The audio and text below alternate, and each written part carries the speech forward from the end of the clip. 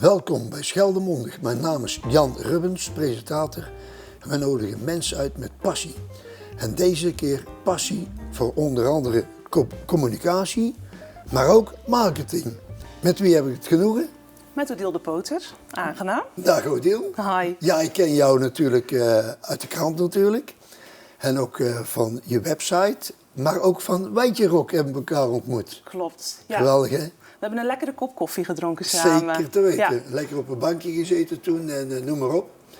Maar de kijkers zijn natuurlijk geïnteresseerd. Wie is Odile? Waar ben je geboren en wat heb je gedaan zo? Ja, nou Odile, ik ben 43 jaar. Ik ben geboren in Terneuzen, maar ik woon inmiddels al heel lang in IJsendijken. Samen met mijn gezin, met Thijs en onze kinderen. En ik heb een kantoor in Breskens, waar ik mijn eigen communicatie- en marketingbureau heb. En hoe heet dat bureau? Dat heet OJA. Oh ja, niet OJ, maar oh ja. Oh ja. En hoe kom je zo aan die naam van oh ja? Ja, dat was een hele lastige toen ik voor mezelf wilde beginnen. En niet goed wist welke naam ik wilde kiezen. En ik heb het maar bij mezelf gehouden. En mijn doopnamen zijn Odile, Jacomientje, Anna. Oh ja. Oh ja, en dan blijft nog hangen ook natuurlijk. Hè? Precies. Ja. Goed, dus dan ben je geboren in Zuid-Vlaanderen. Ben je op de middelbare school geweest en wat heb je toen gedaan? Ja, ik heb hier in Oostburg op school gezeten. Swingcollege. Het Swingcollege. En na het VWO ben ik naar Wageningen gegaan. Geweldig, wat Ja. een stad hè? Ja, super. Heel Ja. erg naar mijn zin gehad. Ja. Ja. En welke studie heb je toen gedaan? Ik heb daar facility management gedaan. En eventjes voor de kijkers, wat is dat? Dat houdt eigenlijk in dat alles waar je voor moet zorgen binnen een bedrijf, dat je dat kunt regelen. En mijn expertise ligt dan op het gebied van communicatie en marketing. Ja, dus bijvoorbeeld moet er een televisiescherm zijn. Dat hoort er ook allemaal bij, Ja. maar ook het eten en zo, de catering. En, Ja, dat hoort er allemaal bij. Klopt. Ja, heel belangrijk. Schoonmaak, gebouwenbeheer. Ja. Ja. En natuurlijk kun je overal terecht hè, daarmee. Hè? Ja. Want wat ben je naar Wageningen gaan doen? Toen ben ik teruggekomen naar Zeeland. Kon je de roots niet vergeten? Ik kon de roots niet vergeten. Nee, Gelukkig. dat bleef zo trekken. En na 4 jaar ben ik teruggekomen en heb ik mijn eerste baan gevonden bij Tempo Team, uitzendbureau in Terneuzen. Ah ja. En daar heb ik 1,5 jaar gewerkt als intercedente. En dat betekent, intercedenten? Dat je bedrijven helpt bij het opvullen van hun vacatures. Door de mensen te koppelen die in het bestand staan, die op zoek zijn naar werk. Oké, nou, dat zou ook een hele grote taak zijn om al die vacatures in Absoluut, Zeeland en Zuid-Vlaanderen op te vullen. Klopt. Ja. Ja. Zeg, en hoe lang heb je dat bij Tempo Team gedaan? Dat heb ik 1,5 jaar gedaan. En daarna? En daarna ben ik bij gemeente Sluis gaan werken. En wat ben je daar gedaan? Daar werkte ik op de afdeling economie en toerisme. Ah, En dat heb ik 15 jaar gedaan. oké. Maar die communicatie en marketing bleef toch wel trekken. En toen ben je met je eigen bureau begonnen? Precies. Ja. Oké. Zeg, en waar is de locatie in Breskens? Aan de Rijksweg. Mensen die hier uit de streek komen, die vanuit Schoondijken richting Breskens rijden, komen bij de eerste rotonde aan. De kruising van Roofvak noemen we het eigenlijk. Ah, ja? En aan je rechterkant liggen daar de koelhuizen van Oosterbaan. Ja? En daar hebben ze een heel mooi bedrijfsverzamelgebouw gemaakt vorig jaar. En daar was ik een van de eerste huurders. En wat zit er nog meer in dat gebouw dan? Daar zit een accountant in, daar Oh. zit iemand in die speciale analyseapparatuur maakt. We hebben een makelaar in huis gehad, iemand die vis doorverkoopt, iemand die vastgoedadvies geeft. Dus we hebben hele leuke collega's. Ja, zo voelt heel het eigenlijk. divers, hè? Precies. Ja. Goed, maar jij hebt de vraag gekregen van het bestuur van RTV Scheldemond. Ja. Maar eerst even, wat versta jij nou onder communicatie en wat onder marketing? Want volgens mij is dat, raakt dat enorm veel. Precies, klopt. Maar wat is zo'n beetje jouw idee? Ik zie communicatie eigenlijk als het overbrengen van een boodschap van de ene zender, of van de ene persoon naar de andere persoon. En dat kan via allerlei kanalen. Ja. En marketing zie ik vooral meer toch wel als het commerciële deel om proberen je boodschap te verkopen. En daar winst op te maken. En daar winst op te maken, Zodat uiteraard. dat je Ja, je onderneming Ja. kunt voortzetten. precies. Goed, dan eventjes met bestuur heb je dus afgesproken dat je een enquête houdt. Ja. En wat houdt die enquête in? Dat houdt in dat ik onderzoek doe naar het kijk- en luistergedrag van de mensen die hier wonen. Dus niet alleen televisie, nee. maar ook radio. Precies, allebei, want dat is RTV Scheldemond. Ja. Radio en televisie. En heb je dan een vragenlijst opgesteld? Ja, Ik heb een enquête gemaakt, een vragenlijst. En die is op een website te vinden. En ik nodig mensen uit om die vragenlijst in te vullen. Dat gaat zowel over de radio als over de televisie. Ik vraag naar wat mensen, waar ze zoal naar kijken.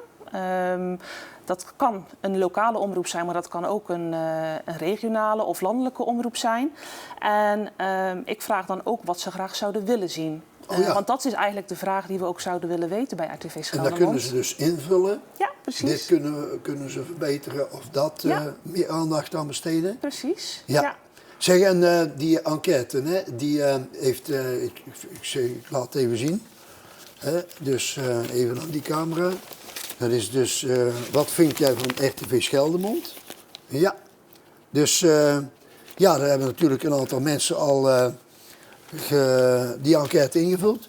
Maar je zou er nog graag meer hebben. Heel graag, ja. Nou, bij deze kun je natuurlijk een oproep doen. Ja. Van hoe dat ze jouw enquête kunnen bereiken. Ja. En er zijn verschillende mogelijkheden, hè? Klopt, ja. De enquête die staat online, dus mensen kunnen hem op een website vinden. En zodra dit item klaar is, zullen we zorgen dat de website ook beschikbaar is, zodat mensen daarop kunnen klikken en de enquête kunnen invullen. De vragenlijst start vanzelf en duurt ongeveer 10 minuten. Oké. Ja. En wat is hun beloning? Krijgen ze er nog iets van terug? Er staat wel wat tegenover, want het moet je natuurlijk wel bedanken dat mensen die vragenlijst willen invullen. We verloten onder alle mensen die de enquête ingevuld hebben en die ook mee willen doen, 3 waardebonnen. Hier voor theater in Oostburg. Het Ledeltheater? Het Ledeltheater, waar we nou zitten. Precies. Ja. En voor een dinerbon om lekker te gaan uit eten en voor een boodschappenbon. Oké. Ja. Nou, helemaal goed. En dan is er ook nog een QR-code, nee? Begrijp ik, hè? Ja, klopt. En de QR-code die kun je scannen met je telefoon en dan kom je automatisch op de website terecht. Oh, ja. En dan andere, Facebook? Ja, Facebook, Instagram, op YouTube. Daar kunnen ze de code vinden. En noem eens eventjes nog even de website.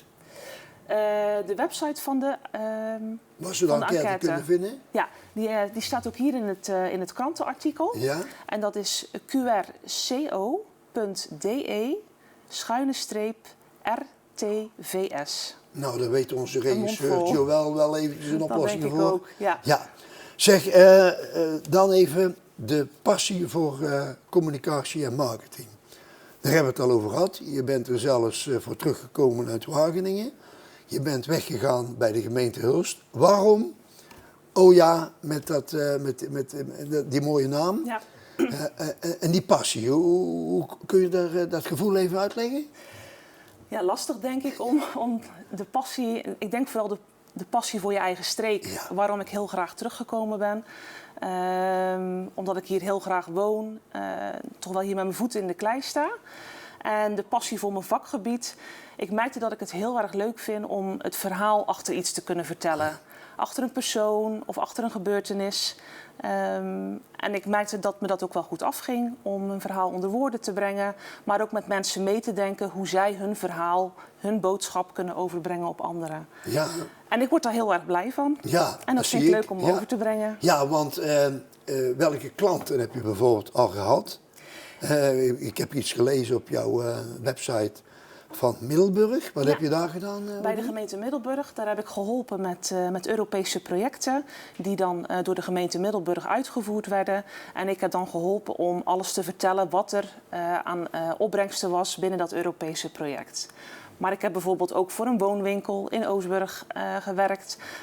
Een vakantieverhuurder in Nieuwvliet die heel graag wil dat er meer gasten naar het vakantiepark komen. Ja, en zo is het eigenlijk heel divers. Ja, maar bedenk jij dan een plan van aanpak? Ja. En daarmee ga je dan aan de slag met je klant? Klopt. Ja. En wat voor, hoe heet dat? Sociale media gebruik je dan? Alles? Ja. Het ligt er echt aan wat de klant wil. We kijken ook naar wie de klant graag wil bereiken. Waar is die doelgroep te vinden? Want niet iedere doelgroep, niet alle mensen zijn bijvoorbeeld online te vinden. Nee. Maar die lezen bijvoorbeeld, net zoals hier, graag een krant. Ja. Surf langs advertentieblad. Dat is een heel mooi iets. Ja. Maar hoe zit het dan bijvoorbeeld met scholen? Hoe bereik je die? Nou, in dit geval van de enquête, van de vragenlijst, heb ik contacten met bijvoorbeeld het Swing College. Nou, en probeer ik ook om daar de jeugd, de jongeren, ook de enquête in te laten vullen. Ja, en de ondernemers? Nou, de ondernemers ook. Dus eigenlijk probeer ik ook vanuit mijn netwerk en ook andere mensen te vragen van, goh, stuur de vragenlijst door naar anderen en vul hem in. Want eigenlijk krijgen we dan zo een goed beeld van wie de kijker en de luisteraar is van RTV Scheldemond en wat de wensen zijn. Ja, nou, ik ben benieuwd. En wanneer kunnen ze nog de vragenlijst invullen? Tot wanneer? Dat kan tot eind van deze maand, dus tot en met 30 september. 2022? 2022 kun je de vragenlijst invullen. Vanaf 1 oktober gaat het dus niet meer. Nee. En gaan we kijken wat de opbrengsten zijn van de vragen. Ja, en dan het vervolgtraject. Hoe komen wij erachter, behalve dat je het rapporteert eerst aan het bestuur natuurlijk. Ja. Die kijkers, hoe kunnen die dat tot zich nemen? Heb je daar al een plan van aanpak voor? Nou, het lijkt me leuk dat in ieder geval de resultaten ook voor de kijker zichtbaar zijn op bijvoorbeeld de website en de Facebookpagina van RTV Scheldemond. Ja. Zeg, en je hebt natuurlijk nou al een aantal mensen die dat ingevuld hebben. Ja. Een aantal hoef ik nog niet te weten, want dat is ook niet zo belangrijk. Maar wat is eigenlijk de rode draad dat ze zeggen van dat verbeteren? Hebben ze gekozen voor een andere presentator? Nee hoor, nee. Grapje. Nee hoor, maar dat niet, Jan. Nee. Noem eens een hoofd wat de meeste mensen ingevuld hebben. Ja, nou, het blijkt heel veel mensen vullen toch Scheldemondig in, dat het goed bekeken wordt. Ja, en qua radio merk je ook dat er toch ook bepaalde programma's zijn die populair zijn. Ja. En zijn er ook nog leuke wensen van de mensen? De Zeeuwse taal. Ja, echt het dialect? Het dialect kwam ook naar voren. Ja, want ik heb een keer iemand hier gehad, die werkt op de Universiteit van Gent. En die heeft al die dialecten in kaart gebracht. Leuk. Ja. Dus mensen die kunnen gewoon RTV Scheldemond en dialecten googlen. En dan zie je dus hoe dat bijvoorbeeld een lieveneerbeestje, hoe dat je door heel het gebied van de grensstreek, van Zeeuw-Vlaanderen en ook in België, wat het allemaal... En er is ook een cursus in Klingen over dialecten. Kun je zelf dialect? Brabants. Brabants, maar geen Zeeuws. Nee, ik kan het wel goed volgen, omdat ik natuurlijk bij Douw gewerkt heb. En mensen, vooral als ze dan een beetje geagiteerd waren, die gaan gelijk over het dialect. Hè? Ja. En dan kun je toch wel uit het zinsverband opmaken wat ze precies bedoelen met die woorden. Ja. Nou, dat bleek dus uit de enquête dat de Zeeuwse taal toch ook wel een gewenst onderwerp is. Nou, ik zal het in mijn oren knopen en anderen natuurlijk ook. Zeg, maar jouw vader, Dick, vertel, want die heb ik een keer in mijn eentje ook geïnterviewd. Dat ging over de Aardenburg Kunstenfestival. Ja. Ben jij er ook bij betrokken? Nee, ben ik niet bij betrokken. Maar ja goed, Dick de Poter is mijn vader inderdaad. En die is heel erg actief in de Sint-Baafskerk in Arenburg. Ja, want toen heeft hij mij ook een rondleiding gegeven en de deur open gedaan en zo. Zeg, en heb jij nog verder plannen voor OJA, behalve deze RTV Scheldemond enquête? Wat zou jouw oproep nog zijn om klanten te werven? Want juist zit hier nou toch, hè? Ja. Vertel. Ja, nou, ik mag me gelukkig prijzen dat ik leuke opdrachten heb en dat ik sinds kort iemand aangenomen heb. Oh, dus jullie zijn met z'n tweeën dan? We zijn met z'n tweeën. Ik heb een stagiair gehad, Siebe. En die vond het zo leuk, die heeft gevraagd of dat hij vakantiewerk mocht blijven doen. En nu blijft hij als bijbaantje bij mij werken. Oké. Ja, en dat vind ik echt heel leuk, want ik vind het belangrijk om de jeugd te laten zien dat er mooi werk hier ligt in de regio. Dus ik vind het gewoon heel tof dat hij zelf gevraagd heeft of hij mag blijven werken. Geweldig. Ja, super. Nee, want ik heb dat zelf ook, dat ik mensen begeleid, ook 14-jarigen, dat die presenteren in mijn plaats. Vind ik gewoon geweldig. Ja, leuk. Ja. Zeg even een belangrijk punt, stagiaires. Jij bent ook een erkend leerbedrijf? Ja, klopt. Ja. En wat houdt dat in?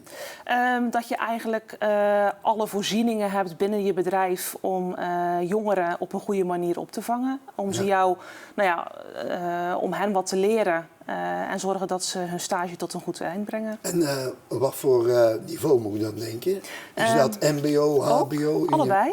Ja. Universitair kan ook? Nou, dat denk ik niet. Nee, maar wel mbo en hbo. Oké. Ja. Nou, zijn er nog dingen die wij nog even kunnen behandelen? Nou ja, ja. Ik zou heel graag een oproep willen doen aan de kijkers, maar ook zeker aan de luisteraars van RTV Scheldermond om de enquête in te vullen. We hebben allerlei manieren waarop ze de link kunnen vinden om naar de website te komen om de vragenlijst in te vullen. Ja, Ja. nou, ik mij rest dan nog jou heel veel succes te wensen. Dankjewel. En ik ben heel benieuwd wat eruit komt, hoor. Wij Dat ook. snap je wel. Ja, precies. Ja. En dan horen we wel van het bestuur wat er verder acties zijn, hè? Ja. Maar die van, ken jij het dialect? Ja. Nou, vertel eens een verhaaltje in je dialect. Nou, we praten dus altijd in het Zeeuws-Vlaams. En onze kinders die leren eigenlijk het ABN op school. Maar we vinden het ook belangrijk dat ze dat ook gewoon thuis leren praten, Zeeuws-Vlaams. Dus je merkt dat ze wel echt Hollands praten. Maar wat we nu wel geleerd hebben is yoghurt met bruine suiker. Geweldig. Ja, Ja, nou, zullen we het daarbij laten? is goed, Dan gaan we Jan. nu de kijkers bedanken. Prima. Nou, beste kijkers, dat was weer eventjes een heel mooi verhaal over RTV Scheldermond. Ik ben zeer benieuwd wat er uitkomt. Maar ja, natuurlijk moeten jullie in grote getalen, of er moet niks, maar dat mag, de enquête invullen. Maar voor eind september, volgens Odile, Ja. dan gaat het in oktober, zo'n beetje november, zijn de resultaten wel bekend, denk ik? Ja, Goed, zullen we erop proosten? we gaan erop proosten. Ja, proost Odile. Proost, Jan. Leuk dat je er was. Dankjewel.